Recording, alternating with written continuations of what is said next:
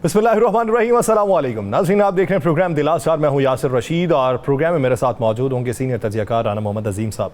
नाज़रीन, पाकिस्तानी सियासी हालात किस तरफ को जा रहे हैं? अगर मौजूदा मंजरनामा देखा जाए तो एक तरफ दुबई में बड़ी मीटिंग्स हो रही हैं, बड़ी मुलाकातें हो रही हैं और मुलाकातों के दौरान ये बात तय पा रही है कि सीट एडजस्टमेंट के नतीजे में किसको कितना हिस्सा दिया जाएगा। लेकिन बेशतर जो ज़राए हैं वो ये तस्दीक करते हैं कि इन मुलाकातों के दौरान ये बात अभी तक तय नहीं की जा सकी कि पाकिस्तान पीपल्स पार्टी की जो डिमांड है उसको किस हद तक आगे बढ़ाया जा सकता है। बिलावल भुट्टो जरदारी साहब जो हैं वो इस वक्त टोक्यो में मौजूद हैं। उन्होंने जापानी सनतकारों से मुलाकातें की हैं, सरमायाकारों से मुलाकातें की और आसिफा भुट्टो जरदारी भी उन मुलाकातों के अंदर शरीक थी। पाकिस्तान पीपल्स पार्टी के बेशतर रहनुमा ये क्लेम कर रहे हैं कि आने वाली हुकूमत जो है वो पाकिस्तान पीपल्स पार्टी के और बिलावल भुट्टो जरदारी जो है वो वजीर आजम बनेंगे। लेकिन पाकिस्तान मुस्लिम लीग नून भी यही ख्वाब अपनी आंखों में सजाए हुए है। इसके साथ साथ और भी वजीर आजमशिप के उम्मीदवार दिखाई देते हैं। तो पाकिस्तान में ये वजीर आजमशिप क्या इस तरीके से तय करने से मिलेगी या उसका मंजरनामा कुछ और होगा? उधर एक और बड़ी मुलाकात जेल के अंदर हुई है साबिक वज़ीर आला पंजाब चौधरी परवेज इलाही से चौधरी शुजात हुसैन साहब की, और ये दूसरी मुलाकात है। दूसरी बार ये मुलाकात हुई जेल के अंदर। पहली मुलाकात पे मुनस इलाही साहब ने बहुत से तहफ़्फ़ुज़ात का इजहार किया था कि हमारी फैमिली के लोग मिलने जाते हैं, हमें इनकार कर दिया जाता है। चौधरी शुजात साहब जाके मिल रहे हैं और अब ये दूसरी बार जो मुलाकात हुई है, क्या इसके बाद किसी बड़ी प्रेस कॉन्फ्रेंस की उम्मीद लगाई जा सकती है या फिर हालात जूं के तूं ही रहेंगे?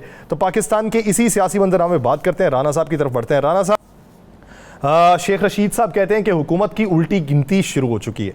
आप समझते हैं कि उल्टी गिनती शुरू हुई है या अभी वो सीधी गिनती पे ही 10 तक पहुंचे? बिस्मिल्लाहिर्रहमानिर्रहीम, अस्सलातु वस्सलामु अलैका या सय्यदी या रसूल अल्लाह, अस्सलातु वस्सलामु अलैका या सय्यदी या हबीब अल्लाह। या सर, उल्टी गिनती तो इनकी उसी दिन शुरू हो गई थी हुकूमत की जब इन्होंने इक़्तिदार लिया था। जब ये इक़्तिदार में नहीं आए थे तो उस वक्त लोग इनकी टिकट्स के लिए तल्ले मिन्नते पैसे अप्रोच सब इस्तेमाल करते थे। जब ये इक़्तिदार में आए हैं तो उसके बाद इन तमाम सियासी जमातों का टिकट लेने वाले उम्मीदवार जो थे वो भागना शुरू हो गए। ये आपको पता है, मुझे पता है। और अब जो मौजूदा सूरत हाल है इसमें आइंदा क्या होगा वो भी आपको पता है, मुझे पता है। बहुत सी चीज़ें हम बयान नहीं कर सकते, लेकिन एक चीज़ बड़ी क्लियर है, बड़ी क्लियर और वाज़ेह और साफ चीज़ है, उल्टी गिनती तो शुरू हो चुकी है।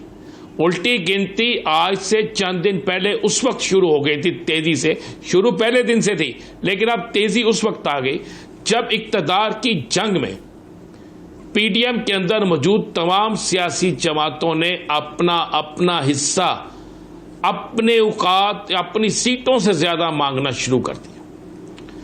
वजीर आजम के 4 उम्मीदवार हैं इस वक्त पाकिस्तान के अंदर, 4 उम्मीदवार वजीर आजम के हैं, 4 सदर के उम्मीदवार हैं। हर सूबे में 6-6 उम्मीदवार वजीर आला के बैठे हैं, स्पीकर के 4-4 उम्मीदवार बैठे हैं, सीट एक है, उम्मीदवार 4-4 है। हर एक दूसरे को ब्लैकमेल कर रहा है, मुझे ना मिली तो ऐसे हो जाएगा, मुझे ना मिली तो ऐसे हो जाएगा, मुझे ना मिली तो ऐसे हो जाएगा। तो मामला यह है कि उल्टी गिनती तो शुरू हो गई है, क्योंकि अब इन्होंने आपस में दस्तों गिरेबां होना है, अब इन्होंने आपस में लड़ना है। आपको खबर देता हूं मैं, खबर मेरे पास ये है। राना साहब कथा कलामी के लिए माजरत चाहता हूँ। इस पे मजीद बात भी करते बीच हमें ज्वाइन कर चुके हैं पाकिस्तान पीपल्स पार्टी के सीनियर रहनुमा फैसल करीम कुंडी साहब। कुंडी साहब बहुत मशकूर हैं आपके वक्त के। कुंडी साहब, इंतखाबात के बाद नताइज साबित करते हैं कि मसनद इक़्तिदार पे कौन बैठेगा। अभी से बातें ये हो रही हैं कि बिलावल भुट्टो जरदारी साहब जो हैं वो मजबूत उम्मीदवार हैं वज़ीर आज़म के। सवाल ये है कि पंजाब के अंदर पाकिस्तान पीपल्स पार्टी कितनी मजबूत है, बलोचिस्तान और खैबर पख्तूनख्वा में किस हद तक मजबूत है, वहाँ से कितनी नशिस्तें निकालेंगी? एक तरफ आप सीट एडजस्टमेंट की तरफ जा रहे हैं और दूसरी तरफ पाकिस्तान मुस्लिम लीग नून ये दावा करती है कि वज़ीर आज़मशिप हमारे पास रहेगी। तो ये किस तरीके से सीट एडजस्टमेंट को तय किया जाएगा और मंजरनामा वज़ा किया जाएगा? बिस्मिल्लाहिर्रहमानिर्रहीम, देखें अभी तक पाकिस्तान पीपल्स पार्टी ने सियासी जमातों के साथ सीट एडजस्टमेंट का कोई फार्मूला तय नहीं किया और पाकिस्तान पीपल्स पार्टी की लीडरशिप जो है वो फैसला कर रही है कि किस तरीके से जो है वो सीट एडजस्टमेंट कौन से सूबे में या पूरे पाकिस्तान में किस जमात के साथ किधर हो सकती है। जहाँ तक बात है कि आप ये कह रहे हैं कि पीपल्स पार्टी कितनी नशिस्तें निकालेगी, ये तो इलेक्शन के बाद ही पता चलेगा कि पाकिस्तान पीपल्स पार्टी कितने नशिस्तें निकालेगी। और मेन बैटल फील्ड जो है वो है पंजाब में। डेफिनेटली सियासी जमातें जो है वो पंजाब में पंजा जमाई करेंगी। सिंध में पाकिस्तान पीपल्स पार्टी की पोजीशन बहुत मुस्तहकम है, बलूचिस्तान में भी है, रिसेंटली खैबर पख्तूनख्वा में भी कुछ लोग पीपल्स पार्टी में शामिल हुए हैं और कुछ और भी अभी हो रहे हैं। साउथ पंजाब में भी उस पार्टी की पोजीशन मजबूत है और ये अभी इंशाल्लाह इलेक्शन के बाद फैसला होगा कि कौन वज़ीर आज़म होगा। पाकिस्तान पीपल्स पार्टी की बिल्कुल भरपूर ख्वाहिश है कि बिलावल भुट्टो ज़रदारी साहब आइंदा वज़ीर आज़म हो। हमने पहले भी इत्तेहादियों की पॉलिटिक्स की है, अभी भी अदम एतमाद में जो प्रेसिडेंट आसिफ अली ज़रदारी साहब का किरदार था अदम एतमाद में, वो भी सबके सामने है। लिहाजा हर पीस उम्मीद में है, डेफिनेटली जो भी पार्टियाँ हैं उनकी ख्वाहिश होती है कि उनकी जमात का वज़ीर आज़म बने। इस तरह हमारी पार्टी की भी ख्वाहिश है कि हम जो हैं बिलावल भुट्टो ज़रदारी साहब जो हैं वो वज़ीर आज़म बने। हम अपनी भरपूर कोशिश पे कर रहे हैं और इंशाअल्लाह ताला हम जो है वो फैसल करीम कुन्नी साहब, क्या कोई ऐसा फार्मूला कभी तय हुआ था कि अब वज़ीर आज़म आपका है, ये साल सवा साल जितना भी टाइम है, और अगले वज़ीर आज़म में आप हमें सपोर्ट करेंगे? क्या कि ये फार्मूला पीडीएम के अंदर या नून लीग के साथ कभी कोई तय हुआ या मौजूदा सूरत हाल में जो दुबई में मुलाकातें हैं उसमें तय हुआ? हमारा पीडीएम के साथ कोई ऐसा फार्मूला तय नहीं है कि आप इस वक्त वज़ीर आज़म में यहाँ होंगे। नंबर गेम्स के ऊपर है। नंबर गेम्स PMLN के साथ ज्यादा थी, उनका इस वक्त वज़ीर आज़म है। शहबाज शरीफ साहब उनके जमात से वज़ीर आज़म और तमाम जमातों को सपोर्ट किया है। हमारी पूरी कोशिश है कि हमारा नेक्स्ट नंबर गेम हमारी ज्यादा हो, तो हम बाकी इत्तेहादी जमातों से बोलेंगे कि हमारी नंबर गेम ज्यादा है, इसलिए आप हमें सपोर्ट करें। तो लिहाजा ये तो एक मतलब है कि मेरिट के ऊपर ही है, और अगर हम मेरिट पे इंशाल्लाह पूरा उतरेंगे, हम अपनी नंबर गेम ज्यादा करेंगे तो हमारा इंशाल्लाह वज़ीर आज़म होगा। अच्छा, अब मैं एक सवाल है कुंडी साहब, नंबर गेम ज़्यादा किस तरीके से होगी? अगर आप ये समझते हैं कि पाकिस्तानी मईशत को बेहतर करने की वजह से नंबर गेम आगे बढ़ेगी, तो उसका क्रेडिट तो फिर पाकिस्तान मुस्लिम लीग नून को जाएगा, क्योंकि इस वक्त वज़ीर आज़मशिप तो उनके पास है। अगर इसके अलावा कोई और को लिया है तो वो हमें बता दें। देखें, प्रेसिडेंट ज़रदारी साहब recently Lahore chamber of commerce से उनकी एक नशिस्त हुई थी, उसके बाद एप्टमा के साथ भी हुई थी। हम बाकी चैम्बर ऑफ कॉमर्स के पास भी जा रहे हैं, हम अपने किसान भाइयों के पास भी जा रहे हैं और हम उनको एक रोड मैप दे रहे हैं अपना मुस्तकबिल का कि पाकिस्तान पीपल्स पार्टी की हुकूमत आई तो आपके लिए ये काम कर सकते हैं। लिहाजा ये तो देखिए, इसमें तो कोई वो नहीं, हमारा मैनिफेस्टो है, हमारी चीज़ें PMLN का अपना है, बाकी जमात का अपना है। और मैंने तो यही कहा है कि नंबर गेम अगर जिसकी ज्यादा होगी वही वज़ीर आज़म बनेगा। तो लिहाजा ये तो फैसला कर देते अवाम को कि क्या होता है, इलेक्शन है, उसके बाद फिर इस पर हम डिबेट कर लेंगे कि किसके पास ज्यादा है, क्या है। दुबई में क्या तय हुआ जी? दुबई में मुलाकात भी हुई है, सारा कुछ हुआ, जो शोर मचा हुआ, उसमें तय क्या हुआ? ये मुलाकात किस लिए थी? दुबई सिर्फ शो टीवी में मचा है, कोई ऑफिशियल मीटिंग जो है वो तय नहीं थी। कोई ऑफिशियल ऐसी मीटिंग नहीं हुई। हमारी पार्टी की जो है वो प्रेसिडेंट साहब वहाँ पर थे, ज़रदारी साहब, और चेयरमैन बिलावल भुट्टो ज़रदारी साहब वहाँ पर मौजूद थे। बाकी लीडरशिप हमारी मौजूद वहाँ पर नहीं थी, न PMLN की सेकेंड ईयर लीडरशिप मौजूद थी। और ऐसी मुलाकातें तो सियासतदानों की होती है और पॉलिटिक्स डिस्कस होती है। ऐसा सच कोई फार्मूला जो है वो तय नहीं हुआ है और न कोई ऐसी ऑफिशियल मीटिंग हुई है। जब होगी तो इंशाल्लाह हम उसको आपके ऊपर अपडेट करें। इस पर कोई ना प्रेस कॉन्फ्रेंस हुई ना कुछ भी है। और ऐसे तो दुबई में मुलाकातें हैं और ये चीज़ें तो पहले भी जब बिलावल साहब लंदन गए थे अपनी टीम के साथ, उधर नवाज शरीफ साहब से मुलाकात हुई थी। उसके बाद ऐसा मीटिंग नहीं हुई और न ऐसे कोई ऑफिशियल ऐसी मीटिंग हुई है। ये प्राइवेट एक मीटिंग थी जिसमें ऐसा कोई फार्मूला तय नहीं हुआ। अच्छा कुंडी साहब, मजमूई तौर पे बातें कुछ ऐसी हो रही हैं कि पाकिस्तान पीपल्स पार्टी तासुर ऐसा दे रही है कि अगली हुकूमत हमारी है और हमारी है तो उसी वजह से हमारे साथ बात की जाए। बिलावल भुट्टो ज़रदारी साहब इस वक्त जो टोक्यो में मौजूद हैं, आसिफा साहिबा भी साथ मौजूद हैं, वहाँ पे सरमायाकारों से जो तजारती शोबाजात के मुतल्लिक बातचीत हो रही है तो वो अगली हुकूमत के लिए हो रही है, तो ये तासुर फिर क्यों है?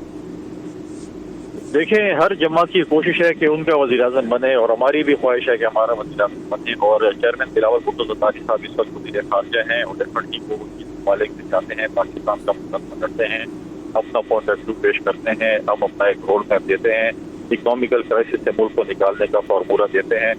और इकोनॉमिकल क्राइसिस से मुल्क निकलेगा तो पॉलिटिकल क्राइसिस भी खत्म होंगे और पॉलिटिकल क्राइसिस का वाहिद हल पाकिस्तान में एक इलेक्शन है ताकि हुकूमत है और 5 साल के अपना एक रोड मैप दे।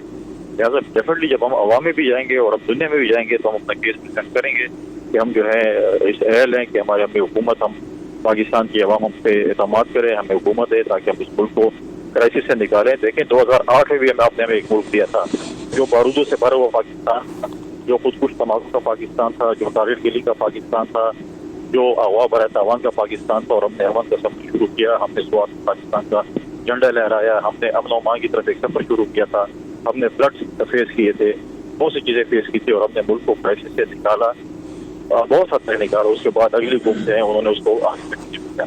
तो लिहाजा हमारे पास एक रोड मैप है, हम लोगों को के सामने पेश करते हैं, और हम पाकिस्तान की आवाम के सामने पेश करेंगे, और हमें पूरा यकीन है कि पाकिस्तान की आवाम पीपल्स पार्टी पे जो है तमाम।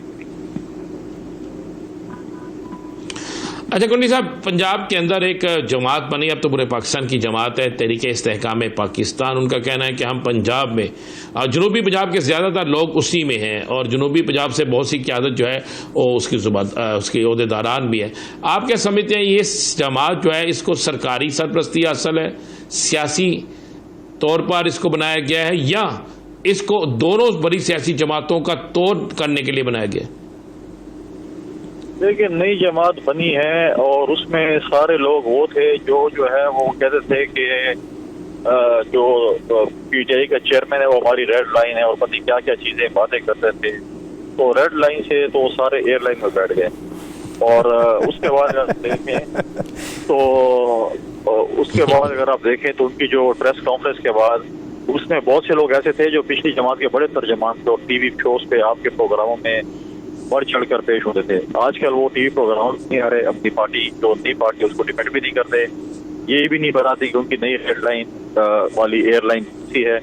और दूसरी बात ये है कि देखें, उनके लिए अभी उनकी तंजीम साजी जो उसको में होती है, बाकी चीजें आप देखिए, बाकी जमातें जितनी भी हैं, चाहे पीपल्स पार्टी है, PMLN है, या आप नेशनल जमात लीडरशिप है, उनके पीछे वोट है, कहीं ना कहीं है, तो इस जमात में कौन सा दूसरे हल्के में वोट हो? मसला ये है कि उनके लिए जो है बहुत सी इलेक्शन पे आ गई है, तो हम हर पॉलिटिकल लीडर की कदर ये नहीं लग रहा ऐसा। अभी तक तो ड्राइंग रूम से बाहर ही नहीं निकले, जब निकलेंगे तो मैनिफेस्टो लेके आएंगे, आवाम में जाएंगे, पहले जल्द से तो करें ना। अभी तक तो जल्द से भी नहीं किया, आवाम में तो गए नहीं है, आवाम में जाएंगे तो फिर आप और मैं उस पर तबसरा कर सकते हैं क्या पोजीशन है। अच्छा, आप बतौर सियासी वर्कर क्या समझते हैं जहांगीर खान तरीन साहब का मुस्तकबिल क्या है, कि जब उनके लिए सियासत में वापसी का रास्ता भी हमवार हो चुका? देखें, मुझे वो देखें, जहांगीर तरीन साहब को मैं क्या कह सकता हूँ, मतलब है कि हर कोई जो है वो अपने हल्के तक की, जितने भी लोग हैं नई जमात, हर कोई अपने हल्के तक की महदूद है, और वहाँ पर भी मैं समझता हूँ कि उनको पॉलिटिकल पार्टीज की सपोर्ट ना हो तो शायद इलेक्शन नहीं जीत सकते। अब देखते हैं कि वो क्या करते हैं मुस्तकबिल। हर कोई कहता है, जो भी सियासतदान है, हर कोई कहता है कि मैं प्राइम मिनिस्टर कैंडिडेट हूँ, जो कौमी असम्बली के इलेक्शन लड़ते हैं। तो अब देखते हैं कि अगर अवाम ने उनके ऊपर एतमाद किया और ये नई जमात बनी है, पहली बात तो ये कि जब अवाम में जाएंगे, मैंने कहा पहली बात तो ये कि जब अवाम में जाएंगे तो उनके रिस्पॉन्स का पता चलेगा कि ऊपर लोग कितना एतमाद करते हैं। उसके बाद फिर हम डिबेट कर सकते हैं कि जहांगीर खान तरीन का मुस्तकबिल क्या है या बाकी लोगों का मुस्तकबिल क्या है। चलें ये बता दें, वो तो एक नई जमात बनी है, उनका मियां नवाज शरीफ का मुस्तकबिल क्या है? देखिए, मियां नवाज शरीफ का मुस्तकबिल तो PMLN ने बताना है, उन्होंने फैसला करना है कि मियां साहब को पाकिस्तान आना है, ये तो उनके इंटरनल मसला है। नहीं, आप एक सियासी वर्कर, आप एक ओहदेदार होने की हैसियत से छोड़ दें, आपकी बड़ी गहरी नजर है, एक सियासी वर्कर की हैसियत से आप बताएं क्या नजर आता है आपको? देखिए, मैं अगर PMLN में होता और ये सिचुएशन होती तो मैं कब का अपनी पार्टी लीडरशिप से कहता कि आके पाकिस्तान की आवाम में हों और पाकिस्तान की आवाम के में रहें, और यहाँ पर जो है आप एजुटेशन की पॉलिटिक्स करनी है, आवाम में जाना है, जो भी करना है आपको आवाम में रहना चाहिए। और उनको कब का जो है 1 साल हो चुके हैं, मैं समझता हूँ कब का उनको पाकिस्तान आ जाना चाहिए था, और अपनी पॉलिटिकल पार्टी को, अपनी पार्टी को उसको लीड करना चाहिए। अच्छा कुंडी साहब, एक आखिरी सवाल, आप बतौर पार्टी तर्जुमान क्या समझते हैं कि पाकिस्तान पीपल्स पार्टी की हुकूमत आए तो क्या 24वीं बार IMF के पास जाएंगे, या IMF का रास्ता तर्क करके आपके पास कोई प्लान भी मौजूद होगा? देखिए, हमारी पूरी कोशिश होगी कि हम IMF के पास जाए, से पाकिस्तान का जो है उसको सारा दिलवाएं। हमेशा अगर आप देखें इस वक्त की जो सिचुएशन IMF वाले से थी वो भी आपके सामने है, लिहाजा पूरी कोशिश पाकिस्तान पीपल्स पार्टी की अगली हुकूमत अगर आती है तो हमारी कोशिश होगी कि हम पाकिस्तान की जो बैकबोन है ज़राअत, उस पर निसार करें, ज़राअत को हम प्रमोट करें, हम अपने ज़मींदारों किसानों को जो है वो फैसिलिटीज दें, ताकि जो हमारी जो मुल्क है बेसिकली वो ज़राअत पे निसार है, तो हम उनको आगे लेके आए, अपने इंडस्ट्रीज को सपोर्ट करें ताकि हम अपने रेवेन्यू को जो है वो जनरेट करें और हम IMF से ज़राअत को प्रमोट किया जाएगा और IMF के पास जाने से गुरेज किया जाएगा, ये पूरी कोशिश होगी पाकिस्तान पीपल्स पार्टी की। बहुत शुक्रिया फैसल करीम कुंडी साहब इस वक्त देने के लिए। नाज़रीन, इसी सियासी मंजरनामे में मजीद बात होगी, लेकिन एक शॉर्ट ब्रेक के बाद कहीं नहीं जाएगा। Stay with us.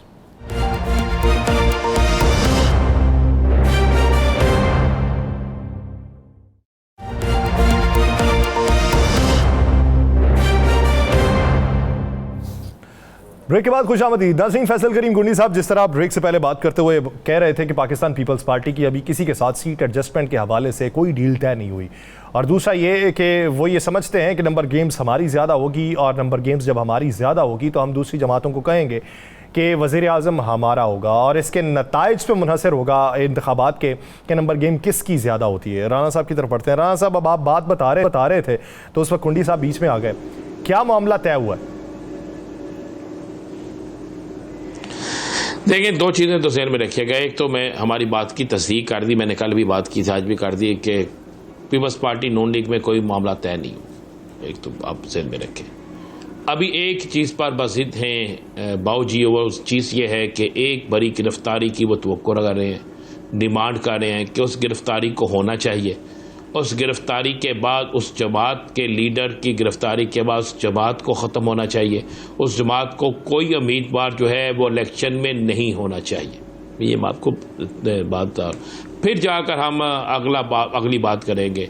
अगर ऐसा नहीं होगा तो फिर ना हम जीत सकते हैं ना आप जीत सकते हैं, ये अल्फाज वहाँ पर अदा किए गए। तो इसलिए वहाँ पे मामला तय कोई नहीं हुआ। अब ज़रा थोड़ी सी बात कर लेते हैं चौधरी शुजात हुसैन और चौधरी परवेज़ लाई की मुलाकात की।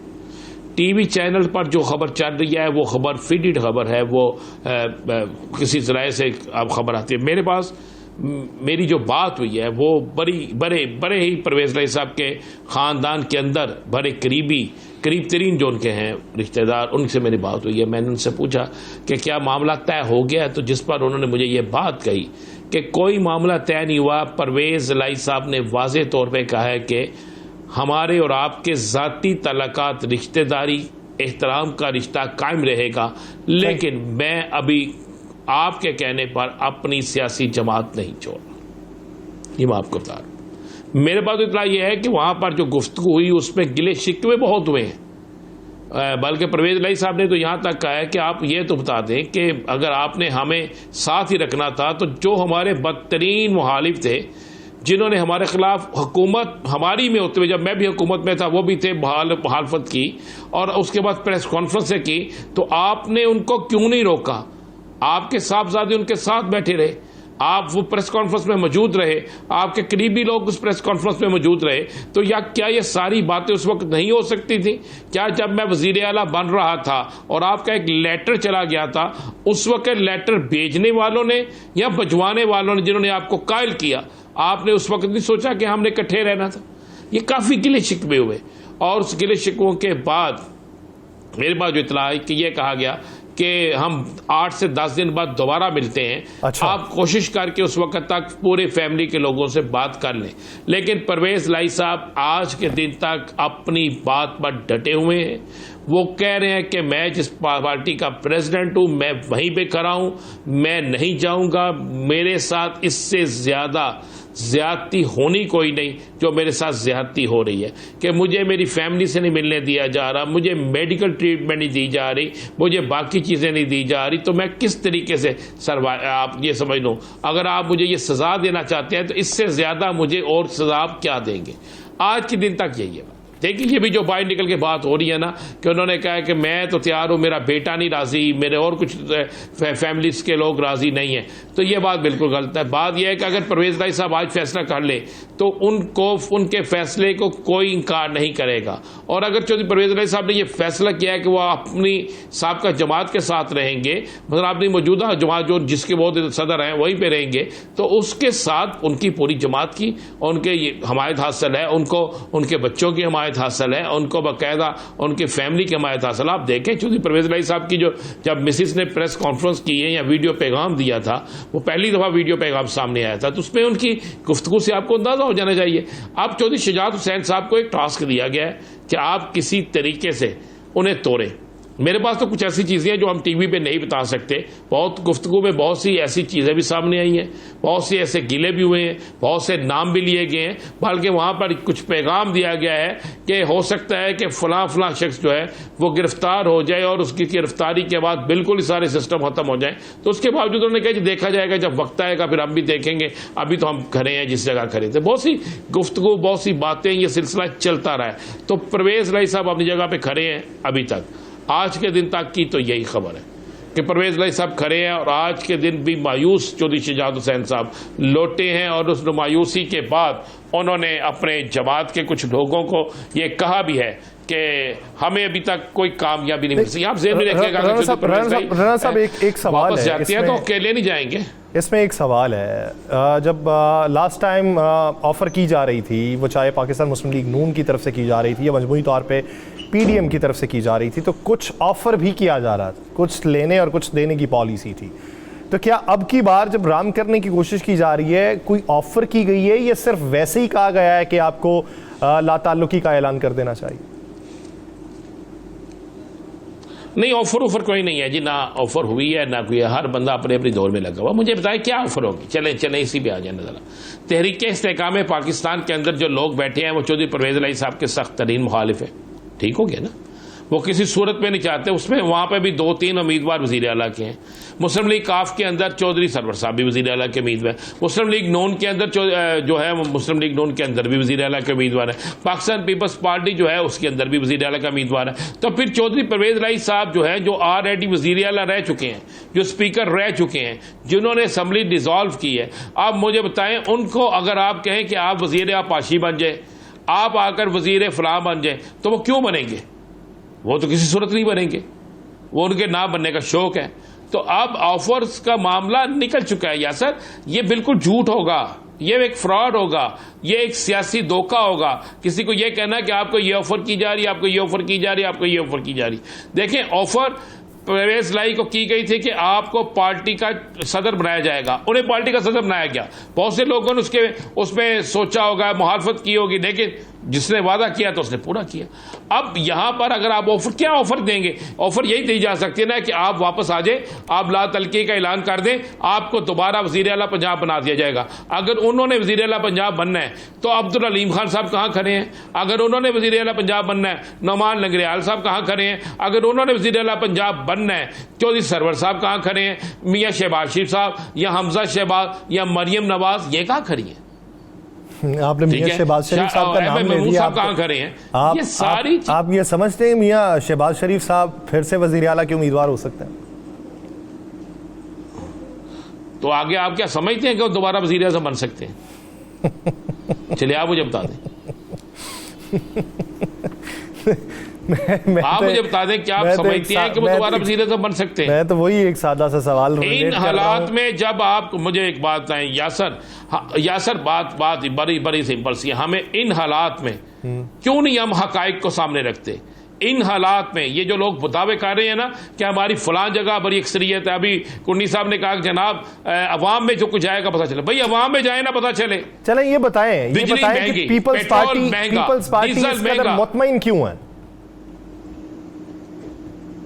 और मुतमिन सारे ही हैं, सबको काका दिया गया। पंजाबी में कहते हैं ना, काका देता है सारे।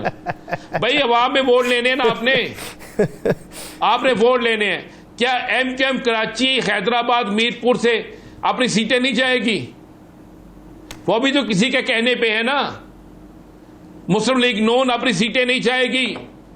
आप जितना मर्जी कोशिश कर लें, जिस जमात का नाम लेने पर आप पाबंदी लगाते हैं, जिसका आप और मैं नाम नहीं ले सकते टीवी पे, क्या आप अवामी वोट जो है आप उसको हटा लेंगे? नहीं हटा सकते। हमें मान लेना चाहिए। मुस्लिम लीग, चले इस तरह कर लेते हैं बात, ताकि कुछ किसी को गिला भी ना रहे। जरा इस तरह कर लेते हैं बात। मौजूदा हालात में मुस्लिम लीग नून का कितना वोट बैंक है? मौजूदा हालात में पीपल्स पार्टी का कितना वोट बैंक है? मौजूदा हालात में तहरीक इस्तेकाम पाकिस्तान का कितना वोट बैंक है? मौजूदा हालात में जमीयत उलमा इस्लाम का पंजाब में कितना वोट बैंक है? सिंध में कितना वोट बैंक है? केपीके में कितना वोट बैंक है? बलोचिस्तान में इन सारी जमातों का कितना वोट बैंक है? आप माजी के इलेक्शन को सामने रख लेना जरा। जब हालात कुछ और थे, जब आपके पास कुछ और मामला था। अब आपने महंगी बिजली कर दी है, IMF के साथ डील के बाद आप बार बार कह रहे हैं कुर्बानी देना पड़ेगी, कुर्बानी देना पड़ेगी, अवाम को कुर्बानी देना पड़ेगी। तो ये ना हो अवाम कुर्बानी देते देते इन तमाम PDM के हुक्मरानों को ही कुर्बान कर दे इलेक्शन में, तो फिर क्या करेंगे? ये हमें हालात को देखना चाहिए, हमें हालात को सामने रखना चाहिए, हमें हालात को सामने रख के देखना होगा कि ज़मीनी हक़ाइक़ क्या है। देखें, आज कुछ सियासी जमातों के लिए बेहतरीन हालात हैं, लेकिन क्या वो बेहतरीन हालात कल तक रहेंगे? मुझे एक सवाल का जवाब नहीं मिल रहा, मैं तो काफ़ी दिन से ढूंढ रहा हूं और बहुत से लोगों से पूछ रहा हूं कि मियां नवाज शरीफ साहब को पाकिस्तान आ जाना चाहिए था। मियां नवाज शरीफ साहब पाकिस्तान क्यों नहीं आ रहे? इक्तदार उनके पास है, इक्तदार की कुंजी उनके पास है, इक्तदार के फैसले वो करते हैं, वो पाकिस्तान क्यों नहीं आ रहे? अगर उन्हें अब तक ये यकीन नहीं है कि वो पाकिस्तान आएंगे और उन्हें वो सब कुछ मिल जाएगा जिसकी वो तमन्ना, ख्वाहिश या जो उनकी उम्मीद है, तो फिर आप किस तरह ये यकीन से कह सकते हैं कि अगला इक्तदार उनका होगा? इसी तरह पीपल्स पार्टी से मैं बात करता हूं कि पीपल्स पार्टी की चले मुझे पंजाब में 25 ऐसी नशिस्तें गिना दें जो इस वक्त इस हालात में आप समझते हैं वो जीत सकते हैं। आप शुरू करें लाहौर से, लाहौर से एक नशिस्त, एक हल्के का आप नाम ले लें, आगे गुजरांवाला आ जाए, 2 हल्कों का नाम ले लें, उसके बाद आप आ जाए सियालकोट, 2 हल्कों का नाम ले लें, उसके बाद आप आ जाए गुजरात, 2 हल्कों का नाम ले लें, उसके बाद आप आ जाए मुल्तान, 4 हल्कों का नाम ले लें। मुल्तान से चूंकि यूसुफ रजा गिलानी साहब है ना, 4 हल्कों का नाम ले दें मुझे कि ये 4 हल्के 100% वो जीतेंगे। बहावलपुर आ जाए, मुझे 4 हल्कों का नाम ले दें। मुझे लोधरा आ जाए, मुझे वहां से 4 हल्कों का नाम ले दें। उसके बाद आप आ जाए, ये मैं अभी पंजाब जहां पे वो कहते हैं कि हम अक्सरियत से मैं वहां पे बात कर रहा हूं। आप उसके बाद नारोवाल शकरगार आ जाए, वहां पे मुझे 4 हल्के बता दें जहां से उनके पास वो उम्मीदवार है जो हर सूरत में इलेक्शन जीतेंगे। अच्छा, आप राणा साहब क्या समझते हैं ये जो इलेक्टेबल्स हैं, इन इलेक्टेबल्स के ऊपर किसी पार्टी का टैग लगे तो तब इनका टर्नआउट क्या होगा, और अगर वो टैग ना लगे तो तब कितने वोट हासिल कर सकते हैं, और क्या मौजूदा दौर के अंदर इलेक्टेबल्स की सियासत हो सकती है या नहीं हो सकती? अब नहीं होगी, अब नहीं होगी। आपने एक ज़िमनी इलेक्शन 20 हल्कों का देखा है, उस ज़िमनी इलेक्शन के 20 जो हल्के थे उसमें 11 लोग वो थे जिन्हें आप इलेक्टेबल कहते हैं, जिन्हें आप कहते हैं कि हर सूरत में जीतेंगे। क्या नहीं थे उसमें 11 लोग? वो 11 के 11 इलेक्शन हारे हैं। उनके पास एक बड़ी सियासी जमात का लेबल था, उनके ऊपर मुस्लिम लीग नून का उनके पास टिकट था, उनके पास शेर का निशान था। वो इलेक्शन हारे हैं, 11 लोग थे वो इलेक्शन हारे हैं। हमेशा वो इलेक्शन जीतते थे। बखर से नवानी साहब कब सोच सकता था कोई इलेक्शन हारेंगे? राणा साहब इस पे मजीद बात करते हैं। चीमा साहब, पाकिस्तान पार्टी की रहनुमा साशिक अवान साहिबा ने हमें ज्वाइन किया। फिरदौस साहिबा, बहुत मशकूर है आपके वक्त के, एक लंबे अरसे के बाद आपसे गुफ्तगू हो रही है। बात हो रही है पाकिस्तान की सियासत के ऊपर। पाकिस्तान पीपल्स पार्टी को ये इल्ज़ाम है कि अगली हुकूमत हमारी आएगी। पाकिस्तान मुस्लिम लीग नून को ये इल्ज़ाम है कि मियाँ साहब पाकिस्तान आ जाएंगे, हुकूमत हमारी बनेगी। इस्तेहकाम पाकिस्तान पार्टी ये समझती है कि इलेक्टेबल्स हमारे अंदर मौजूद हैं तो हम एक बड़ा जो धड़ा है वो बना के मुल्की सियासत, विफाकी सियासत को हिला सकते हैं। हमें ये बताइए कि कौन सा कुलिया है जिस पे अमल पैरा होकर कोई भी जमात जो है वो अपना वजीर आज़म मौजूदा हालात में बना सकती है? ये ना तो किसी जमात की ख्वाहिश पे होना है, ना किसी लीडर की उम्मीदों से होना है। ये जो भी फ्यूचर लैंडस्केप है इसका वहाँ तकदीर का फैसला किसी भी सियासी जमात का पाकिस्तान के अवाम ने करना है, और पाकिस्तान के अवाम को ये हक हासिल है। वही असल ताकत का सरचश्मा है, और जिनके पास ये वोट की ताकत है कि वो किसको हुकूमत में लाना चाहेंगे और किसको हुकूमत से गिराना चाहेंगे। लेकिन जो सिचुएशन, जो क्राइसिस, जो इस वक्त का पॉलिटिकल लैंडस्केप बना हुआ है, उसके अंदर आप अगर एनालिसिस करते हैं तो नून लीग को इस हवाले से बैड मिलेगा, क्योंकि रिसेंट मेमोरी में जो है वो लोगों की वो इन्फ्लेशन है, वो अनरेस्ट है, वो सारा जो महंगाई की चक्की में पिसने वाले लोगों की दिल आजारी है, और ओवरऑल जो अब बजट आया उसका टैक्स नेट के अंदर जिन लोगों को लाने की कोशिश हो रही है, तो उनकी चीखें और आओ बकाव जो है अल्टीमेटली वो पीटीएम सारी के लिए चैलेंज बन जाएगी। ठीक, हम इसलिए कहते हैं कि हम इसका पाकिस्तान का एक मुस्तकबिल और उम्मीद की और रोशनी की किरण बन सकते हैं, क्योंकि जो नून लीग के या पीडीएम के सताए हुए लोग हैं, मुतासरीन हैं, उनको वोट नहीं देना चाहते, तो उनको एक अल्टरनेटिव ऑप्शन जो है वो दस्तयाब है, और वो एक पाकिस्तान को सुरक्षा, रोशन, खुशहाल और तरक्की याफ्ता बनाने में इस्तेकाम पाकिस्तान पार्टी का हिस्सा बन के उसको मौका दे सकते हैं। जो बात आप पीडीआई के हवाले से करना चाहते हैं। डॉक्टर साहब आपने बड़ी अच्छी बात की है कि अवाम जिसको वोट देंगे वो इलेक्शन जीतेगा, और आपने ये भी बात की है कि मुस्लिम लीग नून और पीडीएम जो है महंगाई की वजह से लोग उनको बुरा कह रहे हैं, लोग उनको वोट नहीं देंगे। ये बात भी आपकी 100% दुरुस्त है, लेकिन आपकी जमात के भी तो लोग जो है जिनको आपने इस्तीफा देने का हुकूमत से कहा था, उन्होंने अभी तक इस्तीफा नहीं दिया, वो भी तो पीडीएम का हिस्सा है ना हुकूमत का, फिर आपको वोट क्यों दें? असल में वो पॉलिसी डिसीजन हो चुका हुआ है, लेकिन चूंकि तरीन साहब पाकिस्तान में नहीं थे और साथ ही डॉन साहब भी इधर नहीं थे, तो ईद के बाद ये चूंकि कल पहला वर्किंग डे है, तो वो सारी क्लैरिटी और सारा आपको लैंडस्केप समझ में आ जाएगा। ईद की छुट्टियों के फौरी बाद पाकिस्तान की जो सियासत है उसका नक्शा जो है वो असर नौ तरतीब दिया जाना है, और उसके अंदर आप देखेंगे कि आने वाला जो मंजरनामा है उसमें कौन सी सियासी जमात जो है वो कहाँ खड़ी है।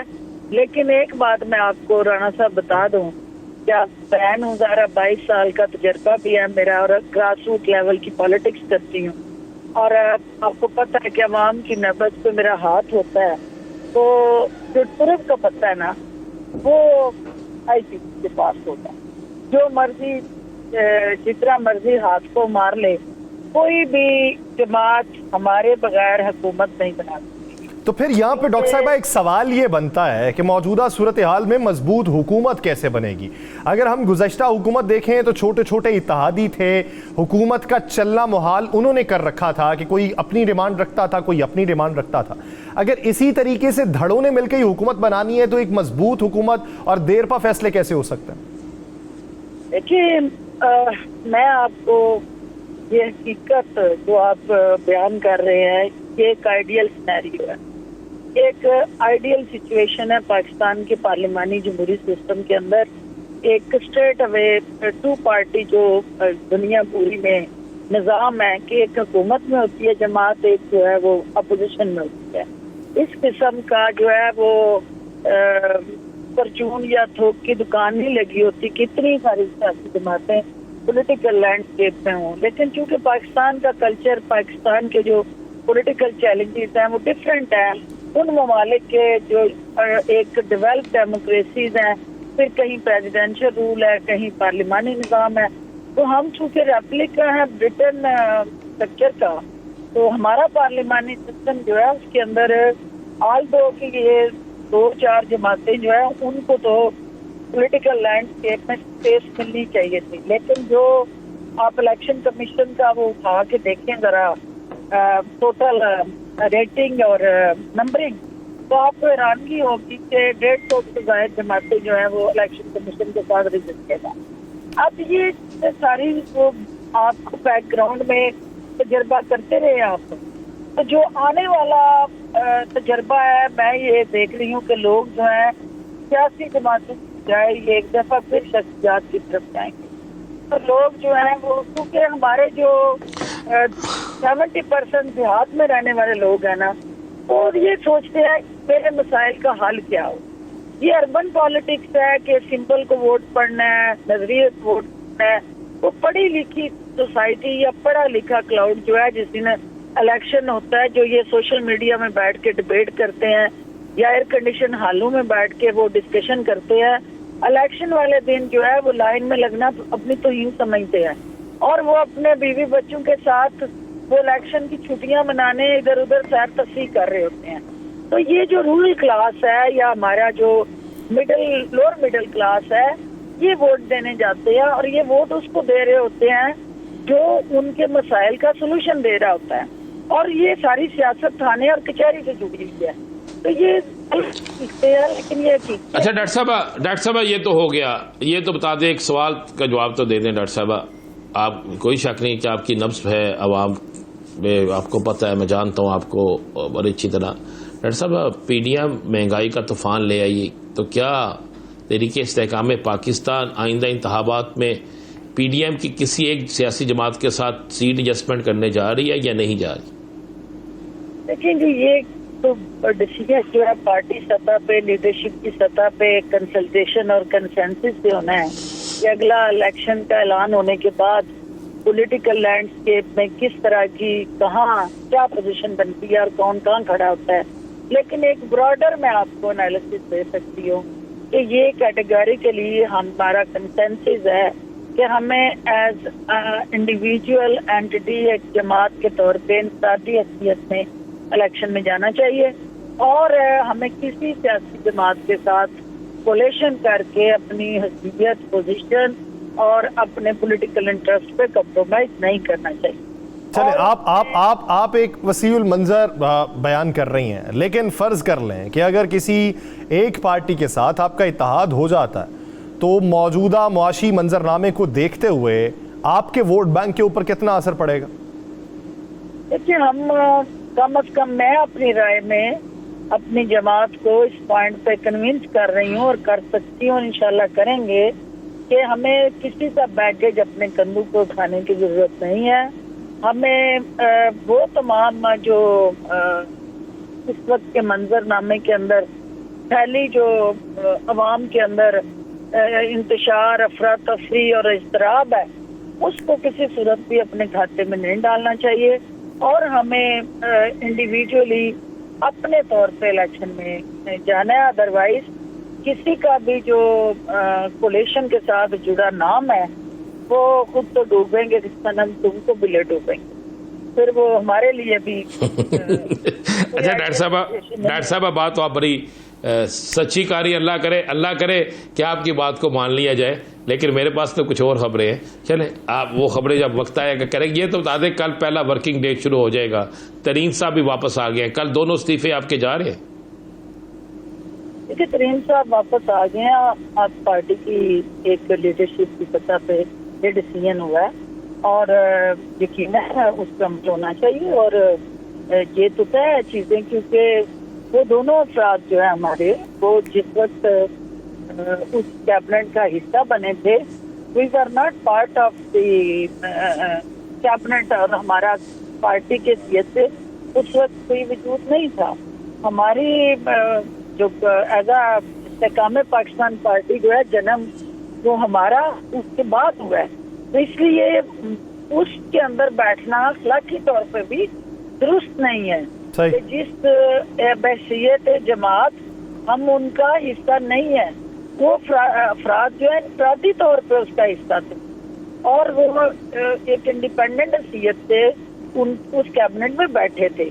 अब जबकि वो जमात के अंदर ऑफिस बेरर और ओहदेदार हैं, तो किसी सूरत भी उनका वहाँ पे वजूद जो है वो पार्टी की सत्ता पे एक नेक शगुन नहीं रहेगा। और कल के दिन इसका फैसला कर लिया जाएगा। इनफरादी तौर पे वो पहले बैठे थे, अब जमात का हिस्सा है, तो इसलिए उन्हें वहाँ पे नहीं बैठना चाहिए। बहुत शुक्रिया डॉक्टर फिरदौस आशिक अवान साहिबा, इस हवाले से अपना वालिए।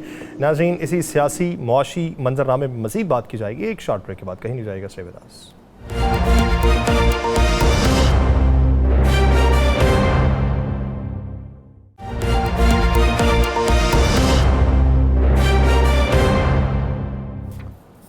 ब्रेक के बाद खुशामदीद। नाज़रीन, सियासी व मुआशी मंजरनामे से हट के कुछ बात कर लेते हैं सफाई सुथराई के हवाले से। ईद उल अज़हा के मौके पे हम मुख्तलिफ जगहों के ऊपर ये देखते हैं कि आलाइशें पड़ी हुई हैं और वो कई दिन पड़ी रहती हैं। ताफ़ुन वहाँ से पैदा होना शुरू हो जाता है और ताफ़ुन के बायस बेशतर बीमारियाँ जो हैं वो भी जन्म लेना शुरू हो जाती हैं और लोग डॉक्टर्स के पास पहुँच जाते हैं। लेकिन बहुत से शहरों के अंदर सूरत हाल ये देखने को मिली कि वहाँ पे आलाइशें अभी भी मौजूद हैं और बहुत से शहरों में ये लगा कि शायद यहाँ पे ईद उल अज़हा का त्यौहार जो है वो मजहबी त्यौहार अभी तक मनाया ही नहीं गया। उसकी वजूहात क्या हैं? वो इंतज़ामात जो किए गए, ये इंतज़ामात हमें हर शहर में देखने को क्यों नहीं मिलते? अगर लाहौर को देखें, लाहौर के कुर्ब जवार को देखें, लाहौर की बड़ी सोसाइटीज़ को देखें, तो वहाँ पर ये इंतज़ामात जो थे ये हैरत ज़दा थे।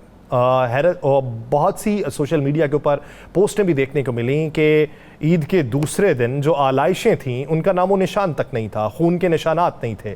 तो ये जो मैकेनिज़्म बनाया गया, अब की बार जो हिकमत अमली तरतीब दी गई है वो माजी की निस्बत किस हद तक मुख्तलिफ थी? कुछ सालों पहले हमें ये देखने को मिलता था, लेकिन फिर बाद में ब्रेक आया और फिर बाद में मंजरनामा वही था जो जूं का तूं था और हम माजी में उसे देखते आया करते थे। CEO LWMC बाबर साहिब दीन साहब ने हमें ज्वाइन किया है। बाबर साहब बहुत मशकूर हैं आपके वक्त के। बाबर साहब, अगर देखा जाए अब की बार काबिल तहसीन इक़दामात उठाए गए, ये किसी भी लगी लिपटी के बगैर है। मैं जिन इलाकों को जानता हूँ, हो सकता है कि राना अजीम साहब का मुशाहिदा कुछ और कहता हो, लेकिन मेरा मुशाहिदा ये है कि पिछले सालों की निस्बत इस साल इंतज़ामात बेहतर देखने को मिले। उस बेहतरी की वजूहात क्या हैं? क्या फंड ज़्यादा आ गए हैं या फिर तंदही से काम हुआ? जी, बिस्मिल्लाहिर्रहमानिर्रहीम। आपका बहुत शुक्रिया कि आपने लाइन पे लिया है मुझे। इसमें ये जो हमारी ईद इतनी सक्सेसफुल गुजरी है, इसकी प्राइमरी वजह जो है वो हमारा टीम एफर्ट थी। टीम ने मिलके बहुत काम किया, राइट टाइम के ऊपर हमने क्योंकि एक बहुत बड़ा ऑपरेशन होता है, इसको हमने टाइमली प्लान किया हुआ था। हजारों की तादाद में जो है वो मशीनरी इसमें डिप्लॉय होती है, जिसमें पिकअप से लेके एक्सकवेटर्स तक डिप्लॉय होते हैं। फिर 106 कलेक्शन पॉइंट्स लाहौर में बनाए जाते हैं और 281 हम हर यूसी में एक अवेयरनेस कैंप बनाते हैं। तो इन सब को बनाना, चलाना, इस पूरे निज़ाम को एक काफी हेक्टिक और टीडियस प्रोसेस होता है। और फिर इस दफा हमने उसको मॉनिटर करने के लिए एक डिजिटल कंट्रोल रूम भी बनाया था and everything was monitored digitally as well.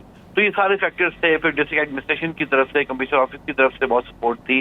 तो ये सारे फैक्टर, फिर लोगों ने भी थोड़ा हमारे साथ कोऑपरेट किया। बैग हमने टाइमली डिस्ट्रीब्यूट करवा दिए और जब जो हमारी टीम्स थी उन्होंने बड़ी मेहनत से काम किया है। तो दीज वर द फैक्टर्स जिसकी वजह से ये हमारा जो इवेंट है ये बहुत सक्सेसफुल हो सका। पिछली दफ़ा भी ये सारा कुछ था, लेकिन पिछली दफ़ा 3 दिन ईद के बाद भी इतनी ज़्यादा गंदगी, इतनी ज़्यादा साजिशें थी कि जिसकी इंतहा कोई नहीं। आप भी वही हुकूमत है, फ़र्क टीम भी वही थी, फ़र्क सिर्फ इतना है कि अब आपकी तब्दीली है, चंद लोग और तब्दील हुए हैं। तो क्या पहले काम में तवज्जो नहीं होती थी या काम में मटीरियल कम होता था? क्या वजह थी? नहीं, मैं ये नहीं कहूँगा। देखिए, लाहौर वेस्ट मैनेजमेंट कंपनी जो है वो पिछले कोई तकरीबन 3 से 4 साल से ये काम जो है वो खुद कर रही है। उससे पहले ये काम इंटरनेशनल कॉन्ट्रैक्टर्स करते थे। तो हर साल, पिछले साल से ज्यादा हमारी जो एक्सपर्टीज है वो बिल्ड हो रही है। टीम की एक्सपर्टीज भी बिल्ड होना शुरू हो गई है। तो ये भी एक फैक्टर है। हमारा लर्निंग का बड़ा स्टीप है। लास्ट ईयर की जो कोताहियां थी पिछले 2-3-4 सालों में, उनको किया गया। पिछले साल भी बहुत अच्छी ईद हुई थी। अगर हम पिछले 3-4 साल का मुआवजा करें तो लास्ट ईयर बड़ी अच्छी बनाई गई थी। इस साल जो उसके अंदर कमी थी हमने कोशिश की उसको भी पूरा किया जाए। बट अगेन मैं यही कहूंगा कि जो टीम एफर्ट थी, जो हमारी टीम थी, वो बहुत मोटिवेटेड थी। ये नेचर ऑफ वर्क ऐसा है कि इसके अंदर एम्प्लॉइज का जो मोटिवेशन लेवल है वो बड़ा मैटर करता है। ऑलमोस्ट 72 आवर्स जो है वो कंटिन्यूअस 24/7 ऑपरेशन चल रहा होता है। तो टीम बहुत मोटिवेटेड थी। हमारे पास राइट अमाउंट ऑफ मशीनरी जो है वो इन प्लेस थी। जो हमने रेंट पे लेनी थी वो भी हमने टाइमली ले ली थी। तो इन फैक्टर्स की वजह से हम सक्सेसफुल हुए। बाबर साहब, अगर देखा जाए रोल मॉडल के तौर पे अगर लाहौर को पेश किया जाए मौजूदा कारकर्दगी की बुनियाद के ऊपर, अब क्या समझते हैं कि जो छोटे बड़े शहर हैं, पंजाब के दीगर जो शहर हैं, उनको पैगाम क्या देंगे कि किस तरीके से अपने निज़ाम में तब्दीली ला के सूरत हाल को बेहतर किया जा सकता है? क्योंकि छोटे छोटे शहरों के अंदर तंग तंग सी गलियाँ होती हैं, वहाँ पे बाकायदा तौर के ऊपर शहरी इंतज़ामिया में से कोई जाता नहीं है, आलाइशें यूं ही पड़ी रहती हैं, बीमारियां वहाँ से फैलती हैं तो दबाव अस्पतालों के ऊपर पड़ता है। तो उनको क्या पैगाम देंगे कि उसी इनफरादी नौइयत के ऊपर वो अपने इंतज़ामात को चला सकें और उसी बजट में चला सकें? जी, इसमें पहले मेरा पैगाम होगा कि इस पूरे प्रोसेस में जो अवेयरनेस वाली कड़ी है वो सबसे अहम है और लोगों को राइट तरीके से अवेयर किया जाए। मसाजिद के ऐलान, जो फिर हमारी मार्केट्स होती हैं, ताजिर होते हैं, उनको इन्वॉल्व करना, तमाम उलमा को इन्वॉल्व करना, तो वो अवेयरनेस इसका एक मेजर फैक्टर है। लोगों को राइटली जो है वो अवेयर किया जाए कि उन्होंने किस तरीके से जो बैग है उस बैग के अंदर ऑफल्स को डिस्पोज ऑफ करना है और किन जगहों के ऊपर करना है। तो और फिर जो वो पॉइंट्स जहाँ पे इन सारी ऑफल्स को कलेक्ट किया जाएगा वो क्लियरली मार्क्ड होने चाहिए ताकि इस तरह की कोई कंफ्यूजन ना हो। और फिर आपके पास जो मशीनरी है वो टाइमली आ जानी चाहिए जो इन पॉइंट से ऑफल्स को क्लियर कर सके। तो इसी जो नॉर्मल बजट है उसी के अंदर फिर ये काम जो है बेहतर तरीके से किया। अच्छा बाबर साहब, ईद गुजर गई, बेहतरीन काम हो गया, अप्रिशिएट भी हम आपको कर रहे हैं, क्योंकि ये हमारा काम ये नहीं है कि रोजाना हम तनकीद करें, जहाँ पे काम अच्छा होगा हम उसे अप्रिशिएट भी करेंगे। अब इसके बाद भी क्या सफाई का इंतजाम इसी तरह बेहतर रहेगा? क्या इसी तरह इन लोगों को हर चीज सहूलत मिलती रहेगी? जी इंशाल्लाह। LWMC जो है उसने हमने पिछले चंद माह में डिजिटली ट्रांसफॉर्म किया है अपने आप को, और LWMC के तमाम मेजर ऑपरेशंस जो हैं वो अब हम उनकी डिजिटल मॉनिटरिंग भी कर रहे हैं। इसी तरह हमने मैसिव कॉस्ट सेविंग्स भी की हैं। तो जैसे जैसे परफॉर्मेंस इंप्रूव हुई है साथ हम कॉस्ट सेविंग भी कर रहे हैं। आर्टिफिशियल इंटेलिजेंस का इस्तेमाल हो रहा है, वो हमने लम्स के साथ एक पार्टनरशिप की हुई है रूट ऑप्टिमाइजेशन की। तो ये सारी चीजें जो है इस सबसे एफिशिएंसी भी बढ़ रही है। तो इंशाल्लाह वो विल इंश्योर कि आने वाले दिनों में भी लाहौर को साफ सुथरा रखा जा सके। हमने अपने तमाम कंटेनर जियो टैग कर लिए हैं, एक ऐप डेवलप कर ली है जो हमें हर 3 घंटे के बाद बताती है कि कितने % कंटेनर्स हमने लाहौर में क्लियर कर लिए हैं, हॉटस्पॉट्स कहाँ पे डेवलप हो रहे हैं, कोल एरियाज कौन से डेवलप हो रहे हैं जहाँ फोकस करने की जरूरत है। तो डिजिटल इंटरवेंशन से इंशाल्लाह हमें बड़ा फायदा होगा और टीम इज मोटिवेटेड इंशाल्लाह लाहौर को। पहले हम उम्मीद करते हैं, दुआ करते हैं कि यूं ही जान फिशानी से आप काम करते रहें और सफाई सुथराई जो ईमान का निस्फ हिस्सा है उसको यूं ही साफ सुथराई से पाकिस्तान को भी, लाहौर को भी, और जो भी दुनिया के अंदर पैगाम सुनता है कि सफाई के इंतज़ाम को किस तरीके से बेहतर बनाया जा सकता है, उसमें आपका भी किरदार शामिल हो। बहुत शुक्रिया बाबर साहब, दीन साहब, इस हवाले से अपना वक्त देने के लिए। राना साहब, अगर देखा जाए बाबर साहब जिस तरह ये बात कर रहे हैं कि हमें उलमा को भी इसमें इन्वॉल्व करना चाहिए, हमें ताजरों को भी इन्वॉल्व करना चाहिए, अब ये नहीं समझते कि कोई ऐसा कानून भी पास होना चाहिए कि अगर कुर्बानी आपने कर ली है तो राह खुदा में की है, तो राह खुदा में कुर्बानी करने के बाद आपको यूँ आलाइशें सड़कों पे नहीं फेंकना चाहिए। एक कुर्बानी का काम आपने नेक काम किया है और दूसरा आपने किसी को जहमत दी है तो उनके खिलाफ घेरा तंग होना चाहिए। इस तरह की आगाही सिस्टम भी चलना चाहिए। नहीं, सिस्टम भी है और ये कानून भी है, सिर्फ कुर्बानी के लिए नहीं है। ये कानून ओवरऑल है कि आप किसी जगह पर किसी चीज़ को नहीं रख सकते, कूड़े को कूड़ेदान में रख सकते हैं, कूड़ेदान के बाहर रखेंगे तो आप पर FIR भी होगी, जुर्माना भी होगा। इसी तरह किसी जगह पे आप कोई रास्ता रोकते हैं, कोई चीज़ रख के कोई चीज़ करते हैं जिस वजह से रास्ता रुक जाता है तो उस पर भी आप पे मुकदमा होगा। ये कानून मौजूद है, लेकिन इस कानून पर अमल दरामद नहीं होता, इस कानून पर कोई काम किया नहीं जाता। देखिए इस मुल्क के अंदर बदकिस्मती हमारी है कि अच्छे काम होते हैं, जिस तरह हुआ हमने उसको अप्रिशिएट किया है, लेकिन बहुत से काम ऐसे हैं जो ठीक नहीं होते। बहुत सी चीज़ें ऐसी हैं जिस पर जानबूझकर हुकूमत भी अमल नहीं कराती। अभी मैं आपको तो मसलन आज आप एक चीज़, सिंपल सी चीज़ ले लें, हम इस बात को आप किसी और तरफ लेके नहीं जाते, लेकिन सिंपल सी एक चीज़ ले लें कि अभी आज एक प्रेस कॉन्फ्रेंस की है सूबाई वज़ीर इत्तलात पंजाब ने, उन्होंने कहा जी कि जो हेल्थ कार्ड था जो कल सारी TV पे चला कि वो हेल्थ कार्ड जो था वो तो गरीबों के लिए था और वो 2015 में मियां नवाज शरीफ मुस्लिम लीग नून ने उसे मुतारफ कराया था। अच्छा, अब क्या निगरान सेटअप में ये बात जेब देती है किसी सियासी जमात का हवाला देना? चले मान लें, मुझे बताएं 2015 में ये सेहत कार्ड 10 लाख वाला, मैं चैलेंज से प्रोग्राम में कह रहा हूं, मुझे कोई सियासी जमात साबित कर दे कि 2015 में 10 लाख का इलाज फ्री होता था तो मैं उस आपको पता है यह असर होता था?